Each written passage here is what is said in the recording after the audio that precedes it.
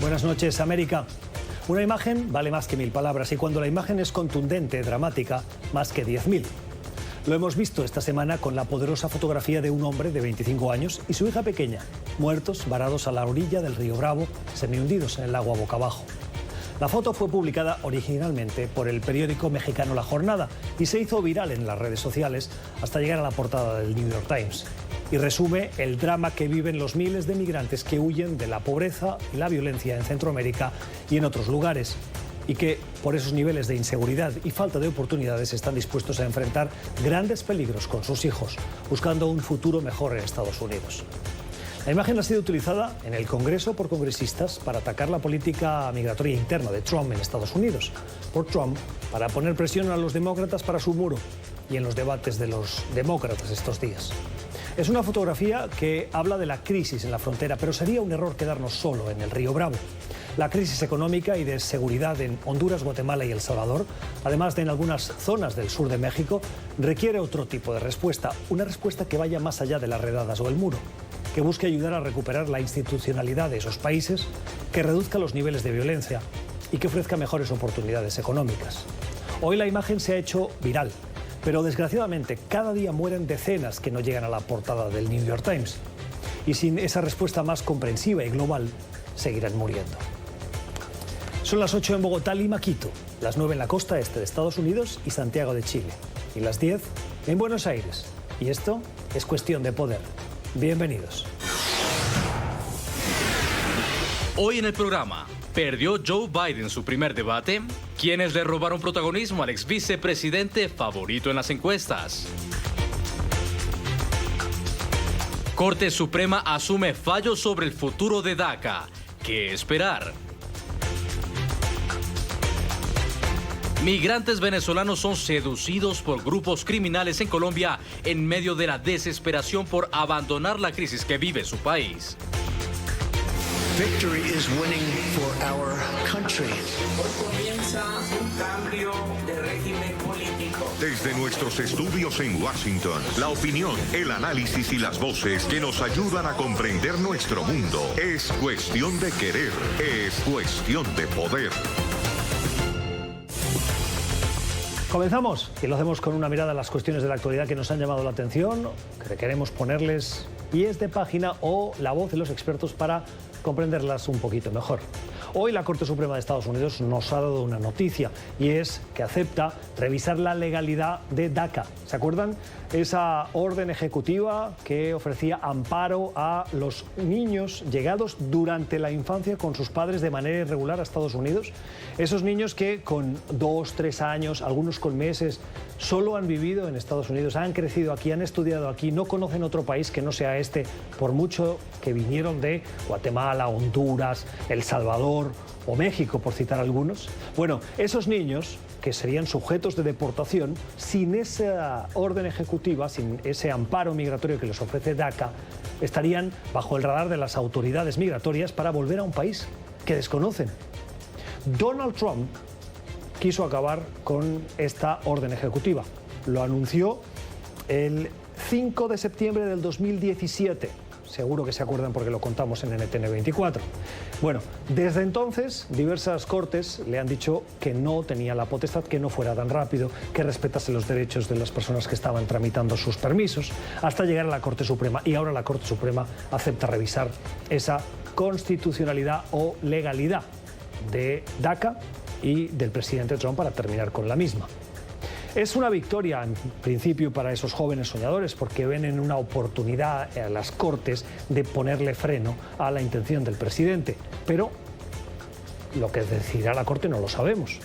Vamos a conversar con Mercedes Cano, es abogada de inmigración. Señora Cano, gracias por estar con nosotros. Respiran más tranquilos, imagino, los jóvenes soñadores o los beneficiarios de DACA por esta decisión de la Corte, desde ahora hasta el 2020, que es cuando decidirá la Corte. ¿Están más seguros? Ok, gracias por tenerme acá. Mira, el programa de DACA es un programa que ha protegido a los muchachos que entraron a los Estados Unidos antes de la edad de 16 años y que tenían menos de 31 años en junio del 2010. Este programa, que es una orden ejecutiva, del anterior presidente Obama, protege a aquellos muchachos que fueron traídos de jóvenes, que estaban estudiando, que han terminado sus estudios y que residen en los Estados Unidos. La mayoría de estos chicos vinieron muy temprano, a una tempranísima edad, y están acá trabajando, estudiando, y es importantísimo porque ellos ofrecen al país una gran inversión, es una mano de trabajo tremenda. Entonces, por eso el presidente Obama les dio ese permiso de trabajo temporal. Y se cree que cerca de 700,000 chicos aplicaron la primera vez. El número quizás sube a más de 1 millón de chicos y chicas que están en el país temporalmente bajo el programa de DACA. ¿Coincide usted en la opinión de que el hecho de que la Corte acepte el caso es una buena noticia para estos jóvenes soñadores? Definitivamente, porque entonces el programa no se puede terminar, sino que se vuelve y se renueva, y los muchachos quedan otra vez con un permiso de trabajo, pueden estar acá en el país desarrollando y desempeñándose como lo están haciendo. Es una muy buena cosa. Es Mercedes Cano, es abogada, experta en inmigración. Señora Cano, gracias por su tiempo. Feliz noche y feliz fin de semana. Otras cuestiones de la actualidad nos llevan a la preocupante situación en la porosa frontera entre Venezuela y Colombia. Son más de 2.000 kilómetros de frontera en una zona donde el Estado colombiano y el venezolano muchas veces no llegan por la complejidad, la orografía, la extensión de la selva, etcétera, ¿no? En esa zona, y dada la crisis que está viviendo Venezuela, están operando de manera con impunidad y compitiendo entre ellos grupos izquierdistas, guerrilleros, paramilitares de derecha, narcotraficantes. Hay un gran problema de narcotráfico y de minería irregular o ilegal en esa zona. Y estos grupos que compiten entre ellos para el control de las zonas, las rutas, etcétera, están aprovechándose de esos migrantes desesperados venezolanos y en algunos casos están forzándolos y los están reclutando forzosamente para engrosar sus filas en esa competencia que tienen entre ellos tras los acuerdos de paz del año 2016. Esos acuerdos de paz que han sido tan cuestionados y que han tenido cosas beneficiosas, pero grandes cuestionamientos, sobre todo por parte de la sociedad colombiana, que los ve como una oportunidad para que estos grupos tengan esos espacios, entre otras cosas.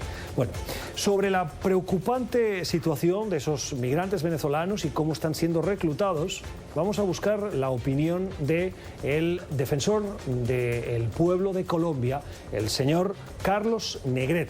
Señor Negret, gracias por estar con nosotros. Bienvenido a Cuestión de Poder. ¿Tiene identificados estos grupos? ¿Cuáles son?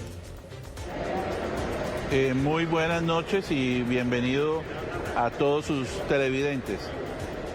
La situación de Venezuela es muy difícil para toda la ciudadanía que allá vive.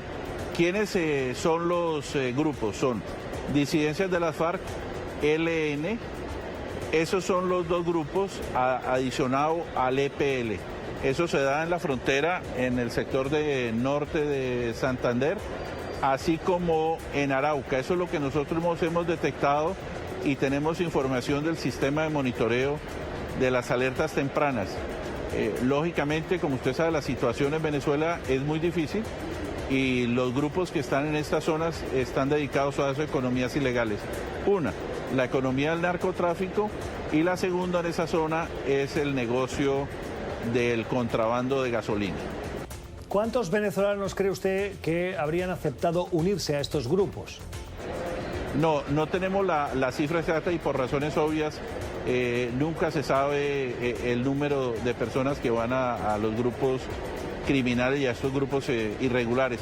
Lo que sí le puedo decir en el contexto de la situación de Venezuela es que la Defensoría y el defensor ha presentado un proyecto de ley para darle ciudadanía a los niños y niñas de padres venezolanos que nazcan en Colombia, porque en este momento, aunque les dan un registro civil, no tienen derecho a la nacionalidad.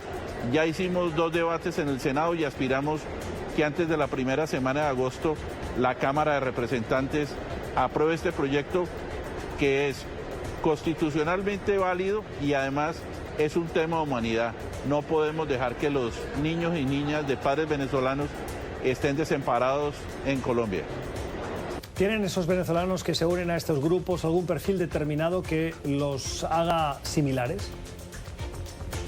No, la situación económica de los venezolanos que llegan a Colombia es un grupo muy pequeño de ciudadanos venezolanos que son reclutados. Por eso le digo, no tenemos la cifra, pero el 99% viene a Colombia a trabajar en actividades lícitas. Por eso, de la mano del Gobierno Nacional, de la mano de ACNUR, la Defensoría, la Registraduría, se ha hecho todo un trabajo para que ellos puedan tener una especie de visa de trabajo, un permiso de trabajo, para que puedan ir a solicitar su trabajo y no sean explotados por algunos empresarios en Colombia. Es la opinión de Carlos Negret, es el defensor del pueblo de Colombia. Señor Negret, gracias. Feliz noche. Otra cuestión de la actualidad que hoy es noticia y que lo será durante todo el fin de semana es los hechos conmemorativos de recuerdo de los 50 años de una acción policial violenta en contra de un grupo de jóvenes que defendían los derechos de los homosexuales, de los colectivos o del colectivo LGTB, de diversidad, de preferencia sexual, de sentimiento. Bueno, los hechos ocurrieron en 1969 en Nueva York. Entonces, esa manifestación acabó llegando a un local emblemático frecuentado por la comunidad gay en la Gran Manzana. Estamos hablando de los años 60 y 70. En ese contexto había mucha gente que tenía una animadversión profunda y pública en contra de estos colectivos. Bueno, en aquel momento la actuación policial para reprimir al grupo acabó en violencia y los hechos violentos se centraron en torno a un local que se conoce como Stonewall Inn. Stonewall Inn. Y es lo que ha dado nombre a esa conmemoración. Bueno, hoy arrancaban esos hechos conmemorativos coincidiendo con ese 50º aniversario y lo van a hacer en gran parte del mundo, en ciudades como Ciudad de México, como Chennai en la India, como Londres, o sea, en muchos lugares del mundo recordando esos hechos en concreto. Esto coincide con el mes del orgullo gay, que se celebra en Estados Unidos y en otras partes del mundo también, y también teniendo el contexto, con esta perspectiva de 50 años, de la descriminalización de la homosexualidad en países donde era inimaginable hace tan solo unos años, como el caso de Botsuana o Angola en África, donde la cuestión de la homosexualidad es ciertamente todavía un gran tabú. Los hechos son los de Stonewall, y hoy los recordamos también en este programa y buscamos la opinión, el análisis de nuestro corresponsal, nuestro periodista permanente en la Gran Manzana, Alejandro Rincón. Alejandro, muy buenas noches, gracias por estar con nosotros. ¿Por qué Stonewall Inn y lo que sucedió allí hace 50 años es hoy un símbolo más allá de Estados Unidos, también para el resto del mundo? Gustavo, el Stonewall Inn es un lugar emblemático para la comunidad LGTBI de los Estados Unidos y de todo el mundo, porque antes del 28 de junio de 1969 no se tenía registro de una reacción de protesta que esencialmente por la fuerza buscó la reivindicación de sus derechos. Justamente es esta fecha, hace 50 años, la que se toma como punto de referencia de inicio del movimiento de liberación y de reivindicación de los derechos de la comunidad LGTBI, no solo en los Estados Unidos y alrededor del mundo. No es coincidencial, consecuentemente, que este justo sea el epicentro del evento que tiene lugar en el transcurso del fin de semana en la ciudad de Nueva York, que además es la sede del desfile del orgullo gay a nivel mundial. Justo esto como un recordatorio de que aun cuando lo que reconocemos hoy como una celebración, hace 50 años era un momento sombrío, de protesta, de lucha y de reivindicación por unos derechos que, aun cuando ha habido avances en temas como el matrimonio igualitario, el derecho de la adopción de las parejas del mismo sexo, todavía hay muchos asuntos por resolver.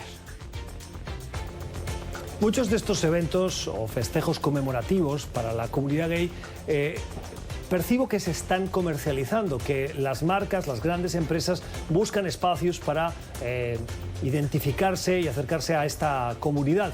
Es un debate dentro de la comunidad LGTB la comercialización lo que hace que se diluya un poquito el mensaje para recordar estos hechos que además son dramáticos de esta reyerta con la policía, de esta carga policial? Pues es un hecho que hay una controversia alrededor de la celebración de la marcha del orgullo gay en la ciudad de Nueva York, que es el mismo orgullo gay a nivel mundial en el 2019, porque los intereses corporativos de los Estados Unidos se han intersectado totalmente con lo que despegó hace 50 años como una movilización de protesta. No es una coincidencia que al mismo tiempo, cuando todo el mundo va a tener sus ojos puestos sobre la marcha oficial del orgullo gay, va a haber una movilización paralela liderada por organizaciones que tienden un poco más hacia la izquierda, de todo tipo de lugares de procedencia, que llaman la atención a recordar ante todo que la celebración del orgullo gay, y en particular en una ciudad como Nueva York, debe mantenerse fiel a su principio, a alzar voces de protesta, de reivindicación de los derechos de la comunidad LGTBI que todavía no están resueltos, más allá de un evento oficial que cuenta con grandes patrocinadores, con grandes sumas de dinero que aportan no solo en publicidad, en recursos, en imágenes y todo un conjunto de aporte del mundo corporativo que incorpora como un proyecto de responsabilidad social la inclusión de la comunidad LGTBI. Así que está por verse de todos modos cómo estas dos marchas y estos dos sectores dentro de la comunidad LGTBI buscan hacer visibles sus ideas. De una u otra forma, este tipo de situaciones o de marchas lo que buscan es hacer visibles cada una de las facciones que buscan reivindicar sus derechos. Gustavo. Es el análisis de Alejandro Rincón, periodista permanente de NTN24 en Nueva York. Alejandro, gracias. Feliz noche y feliz fin de semana. Terminamos con una buena noticia, o al menos nos lo parece. La han visto en el informativo, pero la queremos poner también en este espacio para cerrar nuestras noticias con pie de página, con una visión positiva. Y son las sanciones del Departamento del Tesoro a quien es conocido con el alias de Nicolásito, el hijo de Nicolás Maduro, que ha sido sancionado por el Departamento del Tesoro por enriquecimiento, por aprovecharse del régimen para enriquecerse y perjudicar a todos los venezolanos en general, como parte de ese régimen que está llevando esa crisis y manteniendo esa crisis política, humanitaria, democrática, que están sufriendo millones de venezolanos y que muchos de ellos han tenido que salir de su país. Bravo por esas sanciones. Hoy lo queremos poner en esta sección porque es poniendo presión y denunciando esa corrupción, sobre todo de quienes están al frente de ese régimen, cómo se puede avanzar hacia la recuperación de la democracia en Venezuela. Tiempo para la entrevista en Cuestión de Poder. Hoy se cumplen 10 años de lo que se considera ya el golpe de Estado contra Manuel Zelaya en Honduras. Un golpe de Estado que consistió en sacarlo de su casa a punta de bala, como él explica hoy en una entrevista que publica un medio de comunicación en España, y dejarlo tirado literalmente en Costa Rica. Zelaya era presidente, buscaba la reelección, impulsaba una serie de políticas que no gustaban a Washington y que se acercaban más a lo que se conoce como, hasta ahora se conocía como la Alianza del ALBA, de esos países que estaban inspirados por la política, gran parte sufragada por el petróleo venezolano e impulsada por el entonces presidente venezolano Hugo Chávez y con el apoyo de Cuba. Zelaya recuerda los hechos en esa entrevista y asegura que hay un paralelismo entre lo que le sucedió a él y lo que está pasando ahora en Honduras. Honduras lleva unas semanas de una situación incierta en el país, con protestas del sector educativo, del sector de la salud, al que se han sumado transportistas, en un momento dado también una huelga de brazos caídos por parte de la policía, que ya terminó, y la respuesta del actual presidente Juan Orlando Hernández ha sido la de sacar al ejército a la calle, entrar en el ámbito universitario, por ejemplo, lo cual ha creado una gran controversia. Bueno, por la situación de Honduras, por lo que está pasando, hoy queremos hablar con Patricio Zamorano. Le hemos invitado a nuestros estudios. Patricio Zamorano es académico, es analista político, es director ejecutivo de la consultora Infoamericas.info. Señor Zamorano, gracias por estar con nosotros. Bienvenido, buenas noches. Un placer. Y también estoy en representación como codirector del Consejo de Asuntos Hemisféricos también. Cuando la gente es brillante, tiene tantos cargos que no sabemos exactamente cuál. ¿Cómo ve hoy Honduras? Es una situación extremadamente grave, yo te diría, desde el punto de vista humanitario, desde el punto de vista de los derechos humanos, y la crisis que tú señalas es una crisis de violencia grave. Hay gente muriendo en las calles, lo que tú aludías en la Universidad Autónoma de Honduras, a la que he asistido varias veces como académico, han muerto varios estudiantes, y la situación yo diría que incluso va más allá. Hay que recordar que el gobierno de Juan Orlando Hernández es un gobierno de facto, no es un gobierno legítimo. Hay que recordar que fue elegido por lo que la OEA declaró como serias irregularidades, y la propia observación de la OEA, la observación electoral, declaró que no podía certificar como ganador a Juan Orlando Hernández, e hizo un llamado público, incluyendo el secretario general Almagro, claramente a que había que hacer esas elecciones nuevamente. El fraude existió. Todos los estamentos académicos y de estudios lo confirman. Entonces Juan Orlando Hernández tiene un tema de legitimidad muy, muy comprometido, y la respuesta que estamos viendo de la gente es sobre eso y sobre la corrupción extremadamente grave que ocurre en el país desde el propio gobierno de Honduras. ¿Por qué no hay críticas internacionales, como por ejemplo así las hay con la situación en Venezuela y con esas elecciones que también se consideran fraudulentas en el caso de Nicolás Maduro? Ese es un tema extremadamente polémico. Te agradezco la pregunta, porque es la pregunta que todos los investigadores que hemos estado vinculados con Honduras por muchos años nos hacemos. ¿Por qué hay un doble estándar? El tema de Honduras es mucho más grave que el de Venezuela en el hecho criminal del fraude, en el hecho de que la familia... ¿Puede explicar lo del Bueno, Honduras es una de las bases militares de los Estados Unidos más grandes de América Central. Es la más grande, la famosa base de Palmerola. Hay un tema de ser aliado del gobierno de los Estados Unidos bastante cerca. Estados Unidos, pese al fraude que la propia OEA, que supone que es un aliado de los Estados Unidos también, pese a esa denuncia de fraude, Estados Unidos reconoció el gobierno de Juan Orlando Hernández, lo que es bastante polémico. El hermano de Juan Orlando Hernández, Juan Antonio Hernández, fue arrestado en Florida por narcotráfico. La esposa de Juan Orlando Hernández, hermana Hilda, también fue acusada de desviar 12 millones de dólares desde el Ministerio de Agricultura a gastos electorales del Partido Nacional. Hilda falleció en un accidente de helicóptero. El hermano del expresidente Lobo, que se llama Ramón, también está acusado de desfalco, más de 350 mil dólares. Pero todos estos casos que usted me está poniendo sobre la mesa, cuando me dice que la situación en Honduras es peor que la de Venezuela, me llama un poco la atención, porque la situación en Venezuela es muy grave, incluso me atrevería a decir que es más grave que la de Honduras, no restándole importancia a la gravedad de Honduras. Yo te diría, no comparemos países, porque ambos países tienen problemas graves. Yo te diría que el caso de Honduras merece un análisis extra por el doble estándar. Hay una situación humanitaria tremenda, por eso es que tenemos la crisis en la frontera. Estados Unidos tiene una base militar en Honduras, ha gastado más de 1.600 millones de dólares en ayuda a Honduras desde el año 2000, cientos de millones de dólares en ayuda en seguridad, y sin embargo la droga sigue pasando por Honduras, y no se puede explicar si tenemos 300 Marines o soldados en una base militar en Honduras, que se supone que está ahí para controlar, se supone, el narcotráfico, y sin embargo tenemos una crisis humanitaria, y muchos de los niños y muchas de las familias que están en la frontera son hondureñas. Entonces no hay ningún tipo de presión a Juan Orlando Hernández, y yo diría que ese es un escándalo enorme. El tema de Honduras es crítico y no recibe la misma atención que tienen otros países, efectivamente. ¿Usted cree que en las últimas elecciones no ganó Juan Orlando Hernández? No ganó. Estoy aquí haciendo alusión al propio informe de la OEA, que es público. Invito a toda la gente que nos está viendo, vayan a Google, busquen informe de la misión electoral de Honduras de la elección de 2017 y van a ver... Podemos certificar que el mismo secretario general claro.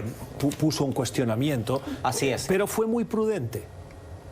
O sea, Luis Almagro, si bien dijo que no podían certificar, no elevó la voz como lo ha hecho en otros casos, en otras zonas del continente. No lo podemos entender. Honduras no debiera estar en este momento en la OEA, debería estar al menos suspendida. Y hay que recordar otro tema polémico que es impresionante. Hay que recordar que Zelaya, una de las razones para el golpe de Estado de los sectores más conservadores era que él estaba buscando su reelección. Zelaya es el anterior presidente, el expresidente Zelaya, que fue derrocado. Sacado a punta de pistola de su residencia y llevado de noche Costa Rica, claro, en pijama a Costa Rica. Así es. Entonces, una de las razones principales para derrocarlo está buscando la reelección, lo que está prohibido por la Constitución de Honduras. Bueno, Juan Orlando Hernández se reeligió. Entonces, ¿cómo ves tú ese doble estándar? Derrocamos a Zelaya porque está intentando una reelección que es anticonstitucional. Él estaba intentando hacer un plebiscito para preguntarle a la gente, ¿reformamos la Constitución o no? Y Juan Orlando Hernández, del partido opositor, el Partido Nacional, toma el poder y luego por fraude se reelige más encima por una decisión interna de la Corte Suprema que está también controlada por Honduras, por el gobierno de Honduras. Entonces hay un tema increíble de doble estándar político y moral que hasta ahora Washington no lo ha cuestionado, ¿no? Gracias por habernos acompañado. Tiempo para el análisis en cuestión de poder, para echar una mirada, diseccionar el segundo debate de los candidatos demócratas a la nominación de su partido de cara a esas elecciones del 2020. Ayer, de nuevo, 10 candidatos y fue un debate más vivo, más agresivo, si se quiere, con más momentos para recordar y para analizar. Por eso hoy hemos vuelto a invitar a Ricardo Amado, es experto en estrategia política, es profesor de la Universidad George Washington, aquí en la capital estadounidense. Ricardo, ¿cómo estás? Buenas noches. Gracias, Gustavo, por la oportunidad. Gracias por acompañarnos. ¿Cuál es el titular del debate de ayer? Kamala Harris, gran ganadora, y Joe Biden muestra mucha debilidad. ¿Por qué? Mira, en un debate, como tú mismo dices, de 10 personas, que en realidad es una extensión desde el miércoles, son 20 candidatos, es difícil recordar cosas y normalmente no pasa nada en esto. Es difícil introducirse, buscar un espacio y generar un momento recordable. Y el único momento que vamos a recordar muy probablemente de estos dos debates fue el momento en el que Kamala Harris peleó por pelear con Joe Biden, digo, o sea, se la buscó y lo consiguió, y consiguió que Joe Biden le respondiera y que cayera en el plan que ella tenía. Eso, mira, eso habla mucho de su preparación, habla mucho del perfil que quiere mostrar como una mujer luchadora, y a la mayoría de los electores y de los que estuvimos analizando el debate nos hizo pensar, esta persona, en este caso esta mujer, sí puede darle la pelea a Donald Trump. O sea, no nos olvidemos de que habían 5 candidatos puntando el lote no solo de los 20, sino de los 24 o 25, donde Kamala estaba de cuarta y sin duda suma puntos para pensar que ella tiene que mantenerse al menos entre los primeros de arriba. Y Joe Biden tuvo varios momentos débiles. Por un lado, creo que se refugió demasiado en el tema de su paso por el gobierno de Obama. No está mal hablar de tu historia, de tu trayectoria, pero la gente quiere hablar también de futuro. Segundo, la verdad es que su defensa ante la pregunta de Kamala fue torpe, porque prácticamente dijo que no había sido racista, pero que de alguna manera... Para quien no vio el debate, expliquemos. Kamala Harris en un momento dado pide la palabra para intervenir sobre una cuestión de derechos raciales. Claro, primero dice, acá la que tendría que hablar de ese tema soy yo, que soy... Lo cual personalmente también no, me parece raro, porque todo el mundo puede hablar de derechos raciales. Sí, tienes razón. En inglés lo dijo mejor. Mi traducción fue mala. Ella dijo, yo también tendría que hablar de este tema. ¿De acuerdo? Tengo la legitimidad para hacerlo. Y habló de su historia personal, que es otra de las cosas destacables de ella en esa participación y en todo el debate. Ella cada vez que hablaba de su historia o ayudaba a evocar sus ideas, propuestas y convicciones a través de historias con las que se podían conectar los electores. Biden, en un momento dado del debate, eso fue... hay que decirlo, fue hasta penoso, dijo que se le había acabado el tiempo y realmente no era así. Hubo un momento de silencio ahí raro, como, bueno, ¿qué pasó? Y costaba pensar de que Biden estaba en su mejor momento. Lo mismo podemos decir de Bernie Sanders, digamos, de alguna manera todos nos estamos imaginando que Joe Biden y Bernie Sanders son los que estaban arriba y son los que están ahorita todavía, pero Bernie Sanders no fue el gran protagonista de la noche de ayer. O sea, al principio sí, cuando arrancó con Medicare for All. No vayamos tan rápido, ahora hablamos de Bernie Sanders. Para cerrar el tema de Kamala Harris. Kamala Harris es una senadora demócrata por California, fue fiscal general en California, sí. Y la recriminación que exhibió frente al público en contra de Joe Biden es que en la historia del paso de Biden en el Senado, él interactuó con entonces políticos, senadores, que tenían un pasado muy cuestionable en la defensa de los derechos raciales de los estadounidenses. Y Biden recientemente dijo que él había conseguido un clima de entendimiento no para intentar compararlo con el clima de no entendimiento que hoy se vive. Y ahí le saltaron todos a la yugular y Kamala Harris aprovechó eso para recordárselo en el debate. Y esto, en el fondo, es más profundo que el episodio de anoche, porque Joe Biden en su vida pública ha sido para bien, y veremos si también para mal, ha sido un político de centro, un político que trata de llevarse bien con todo el mundo, pero hoy hay una parte del electorado demócrata que está buscando mayor decisión, mayor convicción, que siente que ante los ataques de los adversarios no es el momento de seguir haciéndonos amigos de todo el mundo. ¿Estuvo dubitativo Joe Biden? Estuvo dubitativo. Hay pocas ideas que uno recuerda de lo que dijo anoche. Prácticamente dijo cosas que había dicho siempre y la verdad es que más vale que en próximas participaciones públicas le inyecte un poco más de energía. El lanzamiento de la campaña de Joe Biden fue el del mensaje de recuperar el alma de Estados Unidos frente a una visión de Donald Trump que divide y que sobre todo da alas a la ultraderecha. ¿Con ese mensaje se pueden ganar las elecciones? No únicamente, o sea, las elecciones no se ganan con un solo mensaje, pero hay una narrativa, o sea, estamos viviendo... pero todo gran político tiene su narrativa. Obama tenía el change y hope, esperanza, ¿no? Sin duda estamos viviendo un momento de hiperpolarización y en las primarias especialmente hay que acudir a ese elector hiperpolarizado que siente que del otro lado están los malos. Perdón por la simplificación, pero a veces en momentos de polarización esto es lo que sentimos y el que quiera ganarse a una parte importante del electorado tiene que tener, tal y como tú dices, una narrativa que simplifique lo que estamos viviendo y que diga, mira, los malos están en otro lado y aquí hay una oportunidad de vencer los peligros y las amenazas que tenemos. En su lanzamiento Biden se vio más decidido. En cambio, ayer, aunque lo mencionaba Trump en 2 o 3 oportunidades, me parece, no se veía con la fuerza y el vigor para enfrentar a esto. Y esto es una gran pregunta que se hacen todos los electores demócratas. ¿Quién tiene la fuerza para enfrentar al hombre que está en la Casa Blanca? Sin duda, quien tiene mucha fuerza, y lo demuestra en la capacidad de arrastre, sobre todo entre los jóvenes, es Bernie Sanders. Pero ayer Bernie Sanders no lució. ¿Por qué? Mira, hay 2 o 3 temas. Bernie Sanders es un político que nos ha sorprendido porque de alguna manera antes pensábamos que en las elecciones las propuestas no eran tan importantes.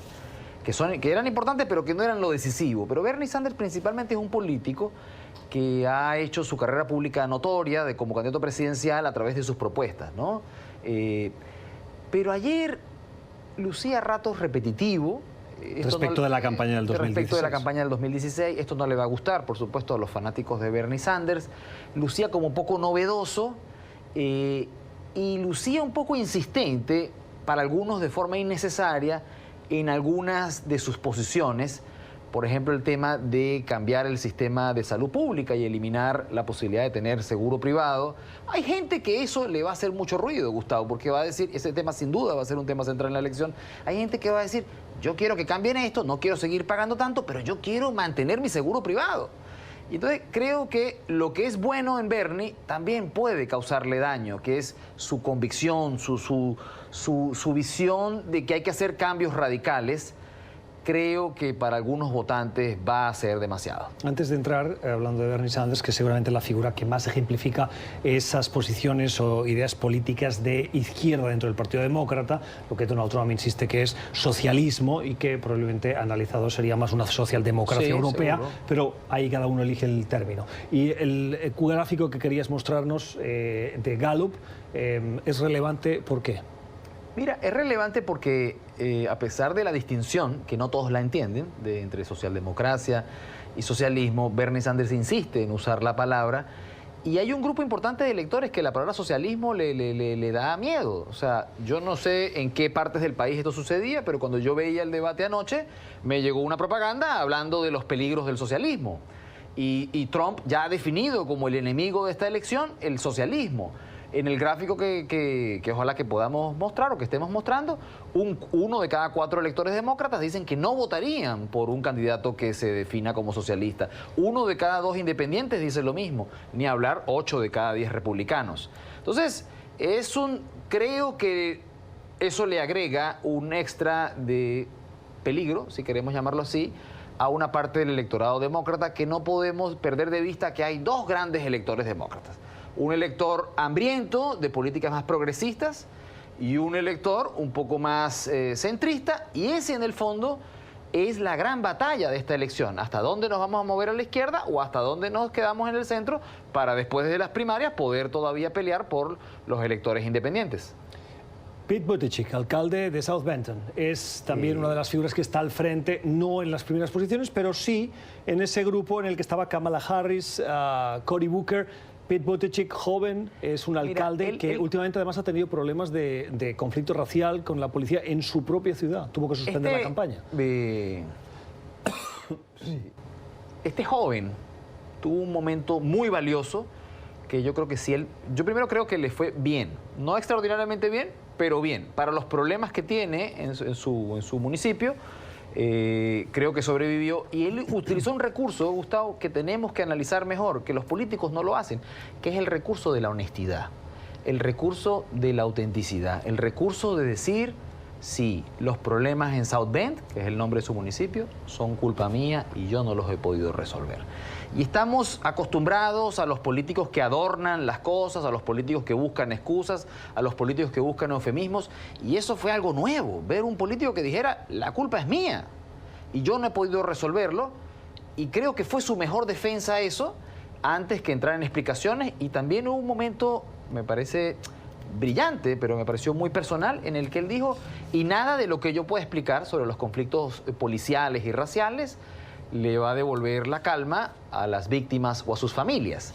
Y eso me pareció que estuvo muy bien. En otros momentos del debate, él no tuvo un momento como el de Kamala, pero todavía se mantiene entre los candidatos jóvenes, de lejos, como el que mejor representaría un cambio generacional. Si a él lo comparamos con Eric Swalwell, que la gran mayoría todavía no lo identifica, o con Julián Castro o con Beto O'Rourke, a pesar de que a Julián Castro también le fue bien la primera noche, sin duda Pete le fue mucho mejor que a ellos. Y todavía se consolida como uno de los 5 de arriba y como el mejor posicionado para crecer dentro de los que están buscando un candidato joven. Antes de avanzar en otra cuestión, quiero hacer referencia a esa estrategia, a ese momento de Kamala Harris. Estaba preparado, y buena prueba de ello es este mensaje de Twitter que envió momentos antes de comenzar el debate, en el que ella se muestra como la niña que sufrió esa segregación por el uso de la normativa que obligaba al uso del autobús para separar a los estudiantes de color de los blancos en el momento en el que ella estudiaba. Y esa es la narrativa que utilizó para hacer frente o contrarrestar o atacar a Joe Biden. Mira, Gustavo, no se nos puede olvidar de que la gran mayoría de los candidatos son desconocidos para el inmenso electorado. Claro, ahí venía mi otra pregunta. Y las campañas los candidatos, primero que nada, tienen que contar su historia. Los debates tienen un formato que se hacen a través de preguntas que tienen que ver con las propuestas. Pero los candidatos tienen que trabajar para buscar el momento de contar quiénes son. Bien sea a través de valores, de su determinación, o literalmente contando una parte de su historia. Y eso es lo que hace más relevante el que ella haya tenido la capacidad de, en medio de lo que no era una pregunta real del debate, de interrumpir si quisiéramos, e introducir ese tema y agantar. Sí, jugó a favor de ella, porque yo me fijé en el momento y se produce un silencio, y eso que no le toca hablar. Y los moderadores le dicen, no, 30 segundos. Y ella arranca y utiliza más de 30, y ningún moderador y ninguno de los presentes en el estrado la interrumpe. Eso jugó a su favor. Hay un tema de género ahí en el que se deja no interrumpir. Es decir, si hubiese sido un hombre el que hubiese hecho esa narrativa, le hubiesen dejado con el silencio. Lo más interesante es que ella no lo hizo una vez, lo hizo en más de una ocasión. Ella antes también había recibido muchos aplausos, incluso de algunos de los candidatos, cuando dijo, no queremos entrar en un food fight, que es como una pelea desordenada, sino discutir cómo le ponemos comida en la mesa a la gente. Entonces ya ahí había logrado ese momento de silencio que tú dices, que es muy importante. Y es muy difícil. Y es muy difícil, y que que los mismos contendores se calmen. Y yo creo que, hay que decirlo, con las mujeres, cuando interrumpen, arriesgan mucho, porque es fácil caer en los estereotipos de la mujer peleona, pero ella lo hacía con gracia. Y eso, por preparación, por intuición o por personalidad, le salía muy bien y se le veía muy bien. No así con otros candidatos que cuando interrumpían se veían necios. Termino y te pido solo 2 palabras para que me digas nombre y apellidos de los 2 debates, el ganador a tu juicio. Kamala Harris, sin duda. Pues ya diste 4, ¿no? Te dije 2 palabras. Ricardo Amado, profesor de la Universidad George Washington, analista político, experto en estrategia política. Gracias por las redes sociales. Y esos mensajes que nos han llamado la atención, el primero nos lo hacían llegar ustedes precisamente a raíz del análisis de estos debates de los candidatos aspirantes a la nominación demócrata. Los demócratas se enfrentan a un dilema muy grande establecido entre el socialismo radical o la línea tradicional. Ambos aspectos tendrán que verse cara a cara con un superávit que está bajo la administración Trump, algo difícil de enfrentar. Gracias, José Javier. Sí, el debate va a ser enconado. Si me permite, le hago algunas puntualizaciones. Cuando usted habla de socialismo radical, supongo que se refiere a socialdemocracia. Si dice línea tradicional, se refiere a los demócratas más de centro. Y cuando habla de superávit, ahí sí que no le puedo dar la razón. Esta administración, como la anterior de Barack Obama, pero esta lo ha acentuado, ha contribuido a que haya déficit en Estados Unidos. Otra cosa son los indicadores macroeconómicos que a Donald Trump le van muy bien. El crecimiento de la economía, la creación de empleo, pero déficit sí tiene esta administración. Más mensajes. La primera ministra Theresa May se reúne con el presidente Putin en la cumbre del G20 en Osaka. Este nos llamaba la atención por esa mirada, la de Theresa May, que está de salida y que, como decía hoy un colaborador del programa, parece que se ha quitado la careta. Uruguay, seguridad. No se puede salir a la calle, los asesinos quedan impunes. Corrupción. Favor ver en YouTube, Santo y Seña Venezuela. Si nos sacamos a este gobierno fraude amplio, terminaremos como Venezuela y esperamos que entreguen el poder si pierden. Gracias, Gerel, por su mensaje. Gracias por trasladarnos esa preocupación que tienen muchos uruguayos al ver incrementarse la inseguridad en estos primeros meses de este 2019. Pero su mensaje compara Uruguay con Venezuela y no es comparable. Hemos buscado solo unos datos que nos parecen objetivos, los de la Fundación Inside Crime, que se dedica a analizar el ambiente de crimen en las Américas y sitúan a Uruguay con 8,1 homicidios por cada 100.000 habitantes. En el caso de Montevideo, la capital, esta cifra de 8 se incrementa hasta 11,7 en la ciudad de Montevideo. 11,7 respecto de 100.000 habitantes.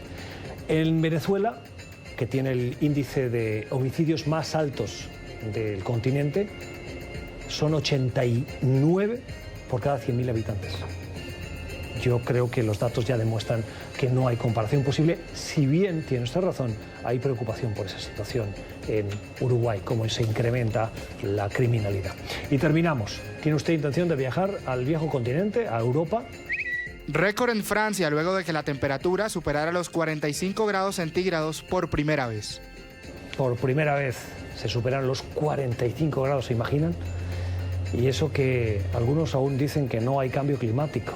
La primera vez que en Francia se superan 45 grados Celsius, para que tomemos buena nota. Que disfruten el fin de semana, si pueden, y si no van a trabajar, y si no, que lo pasen con amigos y en familia. Gracias por la generosidad de su tiempo, volvemos el lunes a la misma hora.